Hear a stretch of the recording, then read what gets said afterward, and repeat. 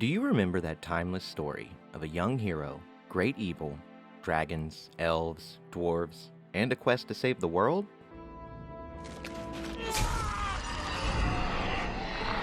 No, not that one.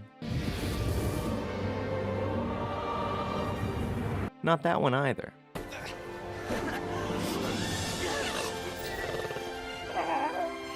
Yes, that's the one.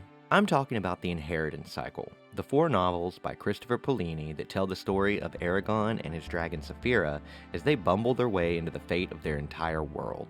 Naturally, the story goes much deeper than that, filled with enough magical creatures and dramatic battles to make any fantasy fan weak at the knees.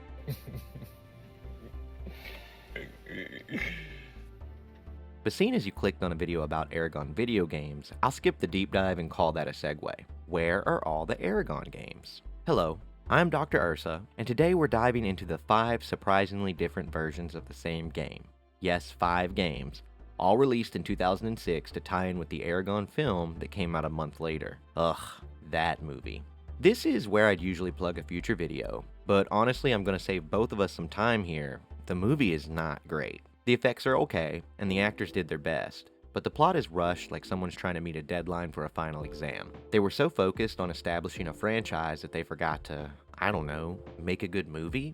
Like, I don't hate the casting, but the fact that we even see Galbatorix in book 1 tells me that someone missed the plot, even if they did get John Malkovich to do his thing.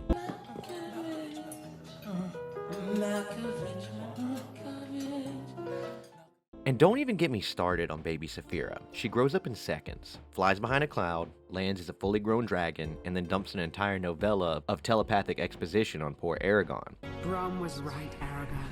The time of the dragon riders has come again. 17-year-old me knew it was all going to be downhill from there. But hey, if enough of you requested in the comments, I'll go into a deep dive of the movie in a future video. For now though, today's all about the game. Well, games, plural. Let me explain.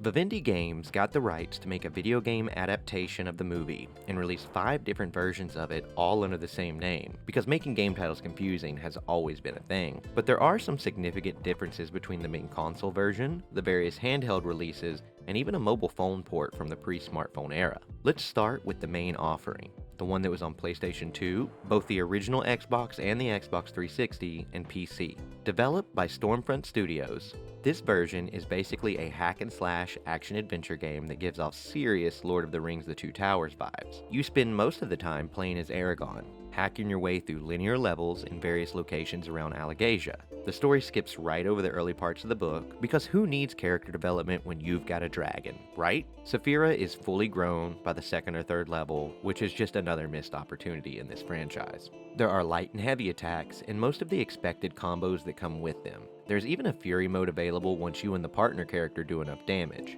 Between Fury mode and ample abuse of grab attacks, you can usually handle most enemies with ease. Do take note that you can also throw enemies off of ledges for an instant kill and never worry about Urgles again, especially once you unlock the magic system, which happens incredibly early and goes from one little moment to suddenly understanding many spells at once. This is another one of those changes for the sake of gameplay, but I really like the unique rules of magic that exist in this world, and the lore nerd in me dies a little bit when stuff like this happens. More like episode 9, loser!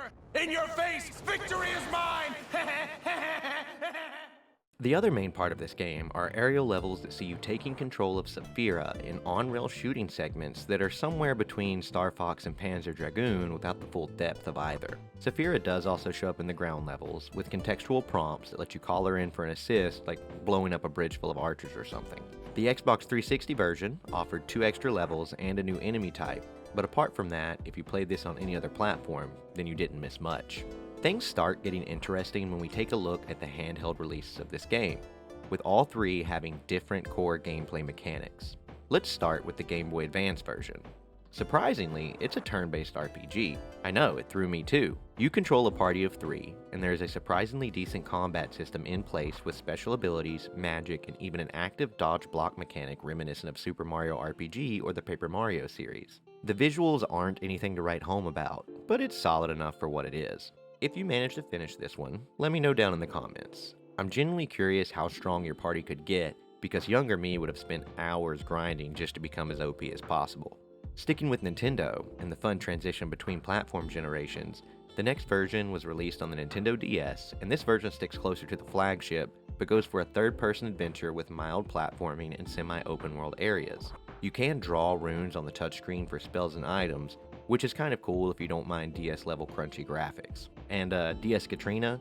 Yeah, only a little nightmare fuel. Then there is the PSP version, which focuses entirely on Saphira. Finally, someone remembered that she's more than just Eragon's glorified flying Uber. This version is a full-on aerial combat game, with Saphira taking on enemies in the sky with full 3D movement. Saphira controls more like a tilt-rotor plane than a fighter jet, but she still has a few tricks up her sleeve to keep things fun. The last version of this same name game was actually released on mobile phones, and I couldn't get my hands on it for this video. But based on my experiences playing games like Oblivion on a flip phone in the middle of the night back in the day, I'm guessing it was, well, something.